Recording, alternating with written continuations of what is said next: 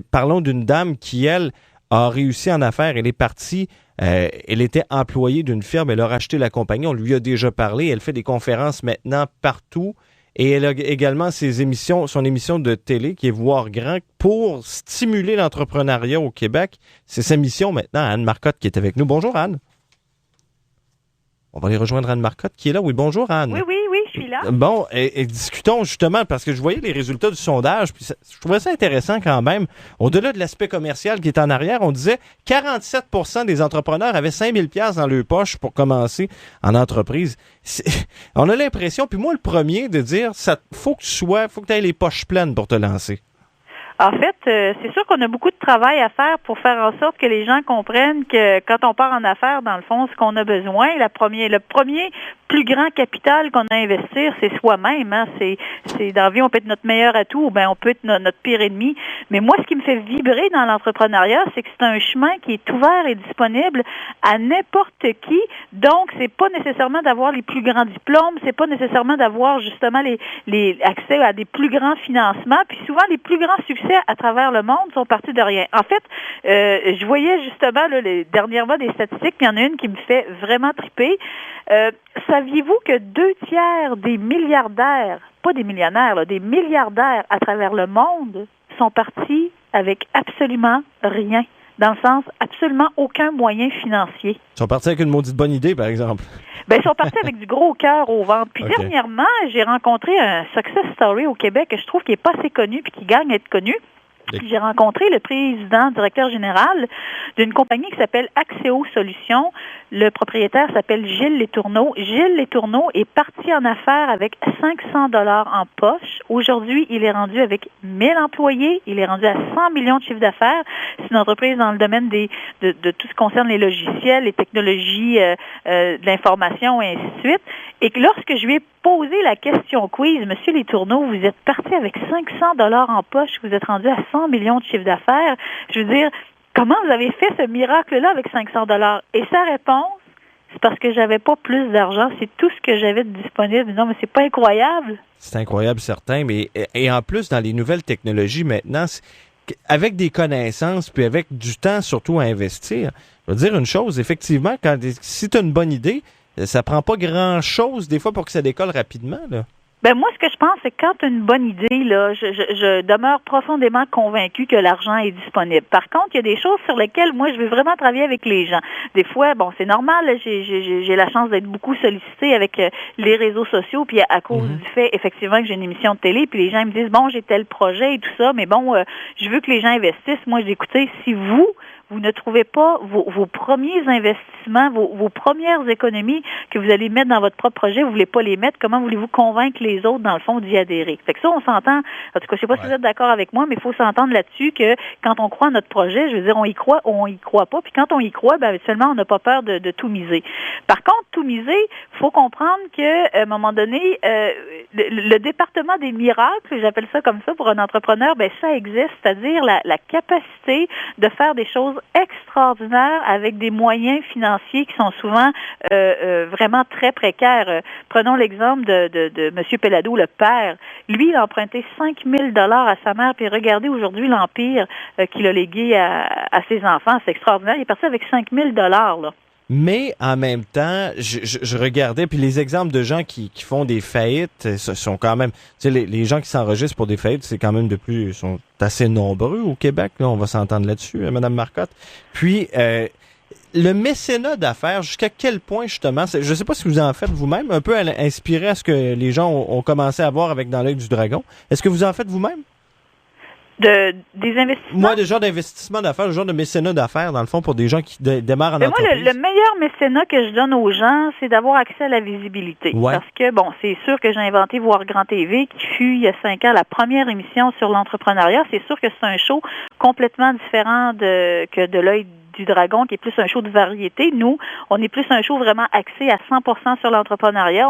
On met des gens à l'écran dans l'espoir de vraiment les faire monter. Donc, le plus gros mécénat que je fais là-dedans, c'est de donner des tribunes de visibilité et on a des faits concrets où est-ce qu'on a eu de jeunes entrepreneurs qui ont quintuplé leur chiffre d'affaires. Donc, c'est la même personne, c'est le même produit, mais on le met dans les médias, puis tout d'un coup, pouf, le consommateur réalise que derrière ce produit-là, il y a une histoire de persévérance, puis un capital de sympathie. Puis vous savez, moi, je suis tannée d'entendre au Québec que finalement, les entrepreneurs, s'ils ont réussi, c'est parce que si, c'est parce que ça. Moi, je trouve de plus en plus que les consommateurs ont envie de consommer des produits que derrière, il y a des histoires inspirantes. Des histoires de gens, justement, qui sont partis avec rien, qui avaient une grande passion, qui se sont battus, qui ont décidé d'aller jouer dans la cour des grands, qui ont décidé de faire leur place. Moi, personnellement, là, quand j'achète quelque chose, quand il y a une histoire derrière, qui est une histoire dans laquelle on peut s'identifier, on peut se dire, hey, cette personne-là qui a fait ça, moi aussi, je pourrais le faire. Moi, c'est quelque chose, dans le fond, qui fait en sorte que j'ai encore plus de capital de sympathie pour le produit. Donc, la visibilité, c'est extraordinaire. Ça peut changer des vies de manière positive, comme ça peut changer des vies de manière négative. Mais moi, je crois qu'en mettant à l'honneur vraiment l'entrepreneuriat, puis l'histoire, puis montrer les vraies choses, que c'est pas facile, parce que c'était facile, tout le monde le ferait. Mais je trouve qu'en faisant ça, ça donne un sérieux coup de main. Le pouvoir de la visibilité, c'est extraordinaire. Qu'est-ce que vous diriez à quelqu'un qui, exemple, lui regarde dans son quartier puis il dit, moi, je vois cette entreprise. Exemple, il y a un restaurant, il est établi, mais il voit que les propriétaires sont assez âgés puis pense qu'ils sont peut-être prêts à passer à autre chose, mais il dit, j'ai peut-être pas les fonds, mais maudit que j'aurais le goût de me lancer là-dedans pour devenir mon propre patron. Sincèrement, là, moi, quand je suis partie en affaires, ma première entreprise que j'ai finalement vendue à Transcontinental, puis ça a été une transaction extraordinaire, les associés que j'ai pris, il y avait combien d'argent à investir? $0.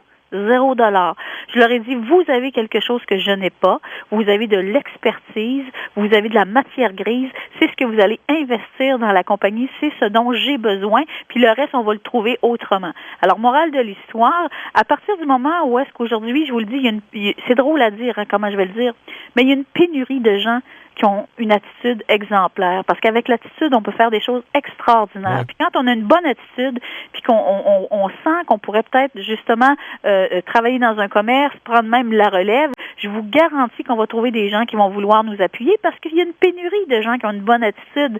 Moi, là, je me fais un plaisir d'aller dans les commerces, puis dès que je vois quelqu'un qui a une attitude exemplaire, souvent, je vais voir la personne, puis je leur dis, vous êtes sûrement un propriétaire ici. Des fois, je me fais dire oui, des fois, je me fais dire non, mais c'est pas la première fois qu'on me le dit, parce que quand on rencontre des gens qui ont une attitude exemplaire, on a le goût d'investir dans ces gens-là. Donc, l'argent finit par se trouver. C'est vraiment une des premières sources de financement, c'est le love money. Hein. C'est des gens autour de nous qui savent qu'on est des gros travaillants, qui savent qu'on a une bonne attitude, qu'on veut faire la différence, puis qui décident d'investir l'argent, non pas pour faire du X% de rentabilité dessus, mais pour essayer de faire la différence dans la vie de quelqu'un, sachant qu'ils vont retrouver leur investissement. La question mystère, j'ai eu des discussions dans mon entourage là-dessus. Est-ce que oui ou non, tu provoques les occasions d'affaires? C'est-à-dire d'aller voir, je reviens à mon exemple de restaurant, d'aller voir le propriétaire, même s'il n'est pas officiellement à vendre, d'aller dire, si tu veux vendre, appelle-moi.